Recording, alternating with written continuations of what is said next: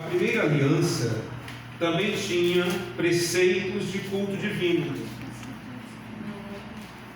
E o seu santuário terrestre, porque foi edificado um tabernáculo, cuja parte da frente, onde estava o candelabro, a mesa e os pães da proposição, se chama o Santo Lugar.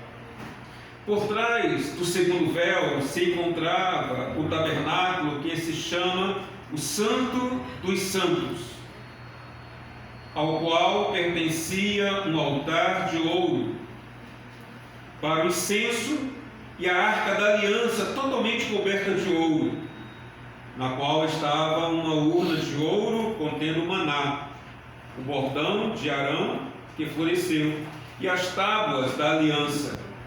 Sobre a arca estavam os querubins de glória, que com sua sombra cobriam o propiciatório, mas dessas coisas não falaremos agora, com mais detalhes. Ora, depois que foram feitos todos esses preparativos, os sacerdotes entram continuamente no primeiro tabernáculo para realizar os serviços sagrados. Mas no segundo, o sumo sacerdote entra sozinho, uma vez por ano, não sem sangue, que oferece por si e pelos pecados de ignorância do povo. Com isso, o Espírito Santo quer dar a entender que o caminho do santuário ainda não se manifestou, enquanto o primeiro tabernáculo continua erguido.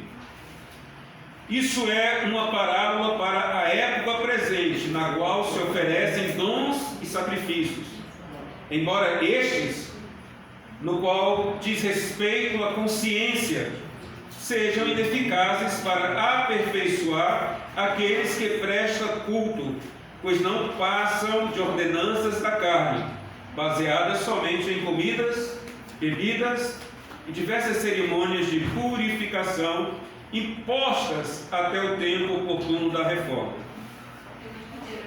Verso 11.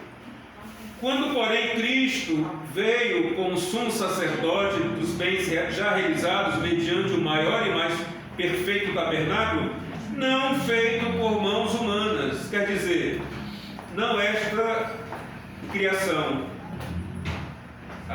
e não pelo sangue de bodes e de bezerros, mas pelo seu próprio sangue, ele entrou no santuário uma vez por todos e obteve uma eterna redenção. Portanto, se o sangue de bodes e de touros e a cinza de uma ovelha aspergiram os contaminados e santificados para a purificação da carne, muito mais o sangue de Cristo, que pelo Espírito Eterno a si mesmo ofereceu, sem mácula a Deus, purificará a nossa consciência de toda obras mortas, para servirmos ao Deus vivo. Amém, igreja? Amém. Oremos. Senhor, nosso Deus e nosso Pai, nós te agradecemos pela leitura da Tua Palavra, e a Tua Palavra mesmo diz que a fé vem pelo ouvir e ouvir pela Tua Palavra. Nesta noite, meu Senhor Deus amado, que nós estamos reunidos aqui, cultuando o Senhor, quero te pedir que esta palavra, Senhor Deus amado, venha e produza os frutos pela qual está sendo enviada, para que a nossa fé cresça em Ti, ó Deus, e que permaneçamos firmes, ó Deus amado, na confiança, na fé em nosso Senhor e Salvador Jesus Cristo, aquele que vive e reina para todo sempre. Amém. Podem sentar, amada igreja. Irmãos amados, a carta aos Hebreus, os israelitas, os judeus, os semitas, todas essas palavras, esses adjetivos, se referem a um único povo, ao povo de Israel. Esta carta foi escrita, direcionada a eles, e esta carta ela é repleta de detalhes, muitos detalhes, com relação ao passado de Israel. Esta carta, ela tem muitos detalhes com relação ao que Deus fez a Israel quando estabeleceu com Israel a sua aliança. Assim Deus estabeleceu conosco também. Nós temos uma aliança com Deus. Você tem uma aliança com Deus. Assim como Israel tinha uma aliança com Deus, você e eu temos uma aliança com Deus. E quando Deus chamou Israel e deu a Israel as tábuas da lei, a aliança, pela pessoa do profeta Moisés, deixou para eles uma série de ordenanças. E eles não tinham templo, eles eram nômades, ali ainda no deserto, e antes de entrar na terra prometida, a Canaã, que para nós representa o céu dos céus, a nova Jerusalém. E eles, quando estavam peregrinando no deserto, eles murmuravam muito. Eles murmuravam e diziam assim para Moisés: Moisés nos tirou do Egito. Lá no Egito nós tínhamos carne, nós tínhamos trigo e nós tínhamos palha e nós tínhamos tijolos. Nós éramos escravos lá no Egito, mas nós tínhamos alimento, nós tínhamos aonde dormir, nós tínhamos um telhado para nos proteger, nós tínhamos água. E agora estamos aqui no deserto, não temos um alimento repetido, que é o maná, e temos muita sede, porque deserto é lugar de sede. E eu quero dizer, irmãos, irmãs, que todos nós cristãos precisamos aprender a como andar no deserto. É necessário que nós tenhamos da parte de Deus a instrução para que possamos aprender a andar no deserto. Em algum momento da nossa vida, nós vamos passar pelo deserto. O deserto pode ser uma enfermidade. O deserto pode ser um fato inusitado que ocorreu a esta família. Uma possibilidade de fazer uma cirurgia desnecessária. Esse pode ser o deserto. O deserto pode ser ausência de bens materiais, recursos financeiros. O deserto pode ser até uma solidão. Não deixa de ser o deserto. Nós, seres humanos, fomos criados à imagem e semelhança de Deus. Nós não fomos criados para o sofrimento. Por isso, cada um de nós, quando estamos diante do deserto, diante do sofrimento, temos uma tendência a desmoronar emocionalmente, a desmoronar psicologicamente. A nossa mente fica cheia de dúvidas, mesmo sendo cristãos. Mesmo sendo cristão, mesmo conhecendo o texto bíblico, e eu sei que você e eu, nós já fomos levar a palavra de Deus a um cristão que está sendo provado, e ele está angustiado, ele está cheio de dúvidas, e quando nós lemos a palavra, ele diz: eu conheço essa palavra. Quem passou por essa experiência? Várias vezes vamos levar a palavra de Deus a um cristão que está passando por tribulação, que está no deserto, e ele diz: eu conheço essa palavra. Então nós concluímos que não é somente conhecer a palavra, mas obedecer a palavra. Não é somente conhecer a palavra, mas viver a palavra. Porque quando nós conhecemos a palavra, vivemos a palavra, colocamos a palavra em prática, nós temos tranquilidade. Nós temos tranquilidade. Nós passamos pela prova com tranquilidade, sabendo assim: Deus é comigo, o Senhor é comigo. Eu não temerei, porque eu elevo os meus olhos para os montes, de onde me virá o socorro. Eu sei que tem tempo para tudo nessa vida. Quando eu conheço essa palavra, Eclesiastes 3, eu entendo que há um tempo para tudo. Quando eu leio o livro de Jó, eu entendo que mesmo sendo homem fiel, reto, justo, temente a Deus, pode passar por tribulações.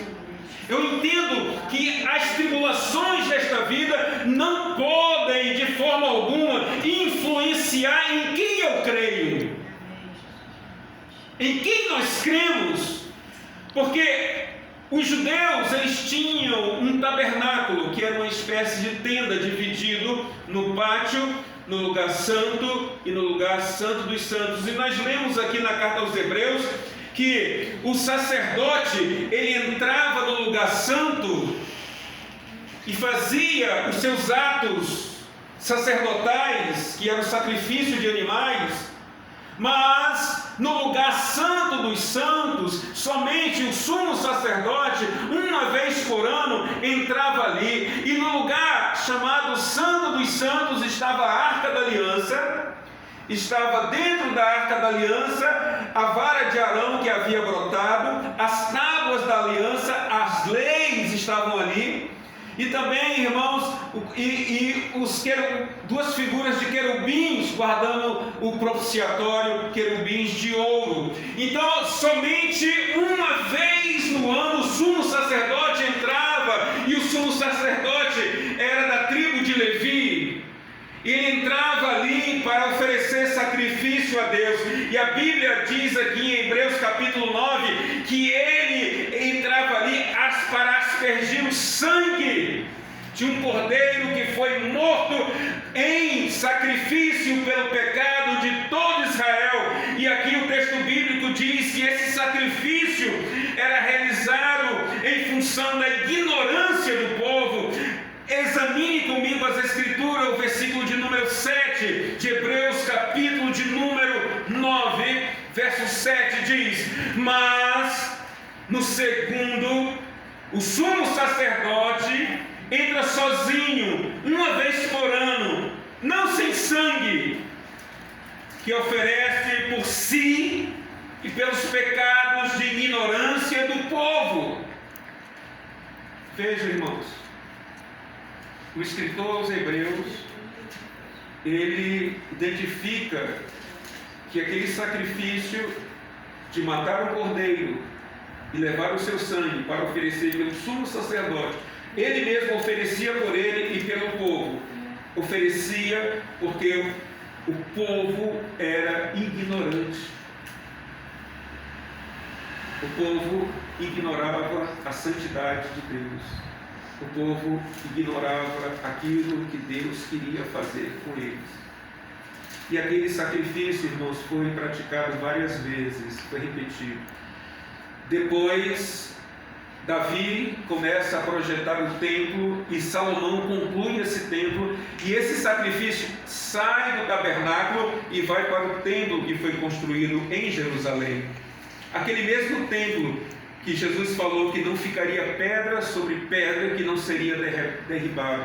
E quando Jesus falou esta profecia, no ano 70, um general romano, o general Tito, invade Jerusalém e destrói o templo, e o templo é derrubado, e o templo era feito de pedras, mas revestidos com madeira de lei, e a madeira de lei era revestida de ouro, e eles tocaram fogo no templo, e os soldados, como pagamento do seu trabalho de invadir e matar os judeus e destruir aquele templo, eles poderiam ficar com aquele ouro. Irmãos, e quando o fogo começou a pegar dentro do templo, o ouro começou a derreter-se e entrar nas entranhas daquelas pedras, e os soldados começaram a tirar pedra sobre pedra para pegar aquele ouro, e o templo foi destruído.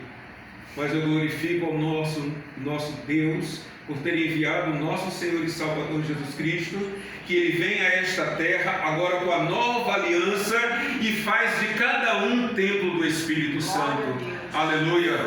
Cada um de nós somos o templo do Espírito Santo. Agora, irmãos, nós estamos pelo sacrifício único e perfeito do nosso Senhor e Salvador Jesus Cristo. E no versículo de número 11 diz: quando, porém, Cristo veio como sumo sacerdote dos bens já realizados, mediante o maior e mais perfeito tabernáculo. Aleluia! Jesus Cristo é o maior e mais perfeito tabernáculo. Nele nós somos justificados. neles nós somos perdoados, neles nós somos edificados, neles, irmãos, nós somos regenerados, nele, irmãos, nós alcançamos a salvação, porque Ele é perfeito. Aleluia. Amém. Jesus Cristo, o Mestre, Aleluia. Ele é perfeito. E o seu Espírito Santo está aqui para nos moldar. Glória a Deus. Quando a irmã Débora começou a declamar o cântico, quando estávamos cantando Yahvé,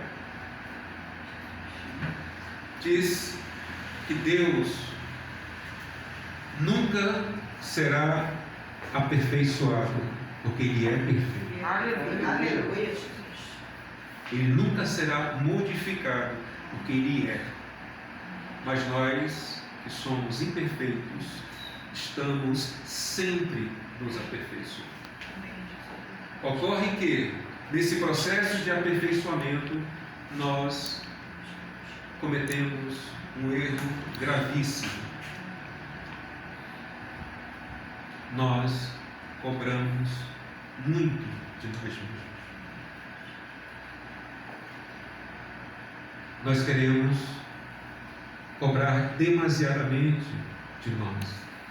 E o segundo grave erro, nós queremos cobrar dos outros a perfeição. E ocorre que, quando estamos nesta peregrinação, nesta terra, nós estaremos sempre em um processo de aperfeiçoamento. E quais são as ferramentas que nós necessitamos para vivermos uma vida de paz e termos as respostas para os momentos de adversidade? As ferramentas são as mesmas ensinadas pelo nosso Senhor e Salvador Jesus Cristo. Tolerância. Sermos pacientes. Sermos longânimos. Esgotar todas as possibilidades por meio do diálogo para evitar conflitos maiores. Mas, em algumas ocasiões, nós fazemos exatamente o contrário. Nos aborrecemos com facilidade, esquecemos de agradecer a Deus por tudo e perdemos a paz com muita facilidade. Mas isso é natural do ser humano. E ao não nos cobrarmos demasiadamente, nós entendemos que somos limitados. E que Cristo, que é perfeito tabernáculo, Ele vem a nós pelo seu Espírito Santo e diz para conosco. Ele mesmo disse isso. Eis que estou convosco até todos os dias, até a consumação dos séculos. Irmãos, existe maior segurança ao cristão do que esta certeza de saber que Deus está conosco, o Espírito Santo está conosco todos os dias, todas as horas, todos os instantes. Se você está em casa, Ele está contigo ali. Se você está na rua, Ele está contigo. Se você está no seu trabalho, Ele está contigo. Se você está dormindo, Ele está acordado cuidando de você. Se você está, irmãos, em nome do Senhor Jesus, internado no hospital, Deus está ali. Amém. Nos consolando e derramando o seu amor aos nossos corações para que possamos compartilhar este amor. Aleluia. Todos vocês sabem que existem vasos para honra e vasos para desonra, não é isso? Diz o texto lá na segunda carta a Timóteo, no capítulo de número 3. Nós somos vasos para honra. Aleluia. E quando falamos a palavra vaso, nós entendemos que vaso deve ser construído por alguém. E quem construiu cada um de nós foi o oleiro, o nosso Senhor. Nos fez vasos de barro, para que a excelência do poder seja dele, não de nós. Ó irmãos, e sabe que esta noite que o Senhor está fazendo conosco? Ele está enchendo cada um de nós com a sua unção, Aleluia. colocando a sua unção, o seu óleo, Aleluia. transbordando o seu óleo. E no momento, irmãos, que nós transbordamos o óleo, quem está perto de nós vai começar a ser tocado por este óleo. Este óleo também, aleluia. E na sua casa alguém vai dizer: você está diferente, o que está acontecendo com você? Você está mais calmo, você está mais calmo, você está agindo completamente diferente. Aí você vai dizer: é a unção do Espírito Santo sobre a minha vida, o tempo inteiro, o tempo todo, todos os dias até a consumação dos séculos. Aleluia. E estando assim, nunca, jamais temeremos absolutamente nada, nem a morte, Glória a Deus. nem a morte. O que é a morte para nós? Senão o momento que este corpo físico, este tabernáculo terrestre, sucumbe e a nossa alma, o nosso espírito volta a Deus. Não podemos temer absolutamente nada, nem a morte, e nem ninguém, porquanto o Senhor Deus é conosco. E veja, irmãos, tomando um pouco do testemunho da diaconisa Damiana, ela se recusou a passar por uma cirurgia porque entendeu que Deus disse: não opere. Porque se submeter à cirurgia, vão retirar órgãos importantíssimos para a concretização do sonho do casal e da família.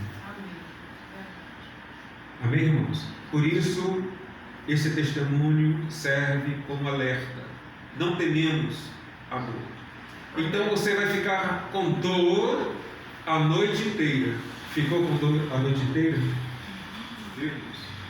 Recebi uma profecia, ou melhor, uma palavra, profecia não, porque a médica não é profeta, uma palavra de maldição. Mas ela não se cumpriu. Aleluia. Pastor, então eu tenho que me insurgir com relação aos médicos, aos governos? Não. Ela permaneceu lá no hospital. Inclusive ela poderia assinar um termo de responsabilidade e ir embora. Porque ela é adulta, poderia fazer isso. Mas permaneceu lá no hospital. Quando é que nós devemos nos insurgir com as autoridades constituídas, inclusive o médico, que dentro de um hospital é uma autoridade? Quando nos submeter a qualquer procedimento que Deus já tenha nos falado que não. Igreja, nós precisamos aprender a dizer não quando é necessário. Amém. Amém? Nós somos muito generosos, nós somos muito exacerbadamente, nós somos pessoas que geralmente concordamos, até mesmo para não nos envolvermos em nenhum tipo de conflito, nós concordamos. Porém, precisamos a dizer não. Aprender a dizer não. Aprender a dizer não quando é necessário. Não, eu não vou me submeter a cirurgia. Então, Deus é conosco. Se sair uma ordem, não preguem mais a esse Jesus Cristo, não andem mais com a Bíblia, nós vamos dizer não a essa ordem. Amém, igreja? Amém. Mas pastor, vamos nos prender, não importa. Nós vamos continuar falando do amor de Jesus Cristo. Aleluia. Palavra de Aleluia. Deus. Amém? Nós somente devemos nos insurgirmos e ter uma desobediência civil quando contrariar esta palavra. Amém? Amém. Por isso a Bíblia diz no Salmo 1: bem-aventurado o homem que não anda segundo o conselho dos ímpios, nem se detém na roda dos escarnecedores. Antes tem o seu prazer na lei do Senhor, e na sua lei medita de dia e de noite.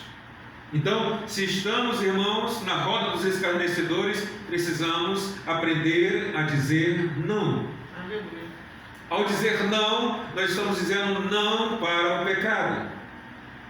Hoje aqui a diaconisa falou até sobre livre-arbítrio. Irmãos, quando nós estávamos no mundo, nós tínhamos sim livre-arbítrio. Nós íamos aonde queríamos, fazíamos o que queríamos. Logo, quando nós nos entregamos para Cristo, perdemos o livre-arbítrio. Agora nós oramos para tudo aquilo que vamos fazer. Amém. Senhor, é necessário? Amém. Deus confirma, então vou fazer. Senhor, o que devo fazer com relação ao que eu tenho que tomar decisões, Senhor? Então, tudo aquilo que vamos fazer, irmãos, até as coisas naturais, nós oramos ao Senhor. Cadê o nosso livre-arbítrio? Agora nós somos completamente dependentes de Deus. Amém. Nós somos completamente dependentes do Senhor. E Ele que comanda a nossa vida. Glória a Deus. Porque a palavra do Senhor diz aqui, nessa exposição bíblica, no verso de número 15, para finalizar: por isso mesmo, Ele é o mediador da nova aliança, a fim de que os que foram chamados recebam a promessa da herança eterna. Então, Cristo é o mediador da nova aliança, e Ele nos dá a promessa eterna. Por isso mesmo, Ele é o mediador da nova aliança, a fim de que os que foram chamados recebam a promessa da herança eterna, visto que houve uma morte para a remissão das transgressões que foram cometidas sobre a primeira aliança.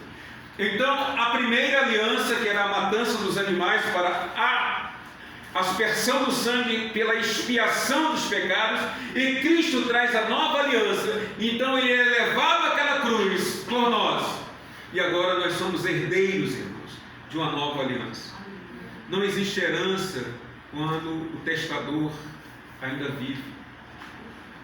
É necessário que aquele que é o detentor dos bens faleça para que os seus dependentes tenham direito aos seus bens. Na nossa lei civil, o nosso Código Civil, Código de Processo Civil, tem um percentual cabível a cada categoria de dependente. Mas Cristo, quando foi à cruz e Ele foi morto ali por nossos pecados, nós agora herdamos a vida eterna. Quem glorifica a Deus por isso? Herdamos a vida eterna para sempre. E nunca nós vamos perder esta vida eterna. Diga amém por isso. Amém. Tem essa segurança. Pastor, mas se eu pecar, a Bíblia diz: se você pecar, você tem um advogado junto com o Pai, Jesus Cristo justo. Ele é a propiciação pelos nossos pecados. Mas se eu pecar, pastor, você pede perdão a Deus, você se arrepende e esta aliança continua. Amém. Aleluia. Por isso, irmãos, nós não pecamos, para não perder esta aliança. Amém? Nós não pecamos porque Cristo, o Espírito Santo, está em nós, para que a aliança permaneça intacta. A aliança da vida eterna. Amém. E eu e você precisamos entender que durante toda a peregrinação nesta terra, o Senhor Jesus Cristo diz: no mundo tereis aflições, mas tende bom ânimo, eu venci. Aleluia. Essa é uma promessa. Ele venceu por nós. Glória a Deus. Venceu o diabo, Satanás, os demônios, todo o principado, toda a potestade, todo reinos e nações estão diante dele, curvados. Aleluia. Vamos ficar de pé em nome de Jesus. Glória a Deus. Louvado seja o nome do Senhor. Senhor, nosso Deus, nós queremos te agradecer por esta palavra que foi ministrada, Senhor. Em Hebreus capítulo de número 9, Senhor, ó Pai amado, o escritor aos Hebreus traz, ó Pai, um resumo, ó Deus, da vida sacerdotal, ó Deus, da tribo de Levi, ó Deus, quando os sacerdotes e os sumos sacerdotes entravam no tabernáculo para oferecer sacrifícios por eles, ó Deus, pela ignorância do povo. E agora, Senhor amado, ó Pai, nós compreendemos, ó Senhor Deus, que o Senhor é o único e perfeito sacrifício, e o Senhor é mediador, ó Pai amado, ó Deus, e nos deu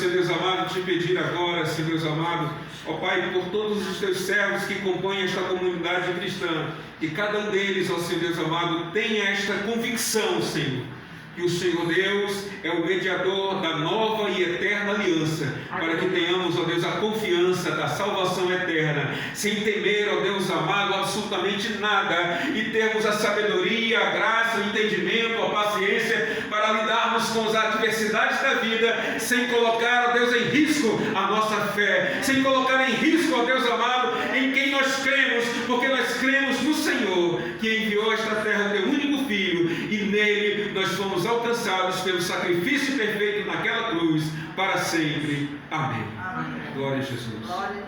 Dê uma linda salva de palmas ao Senhor.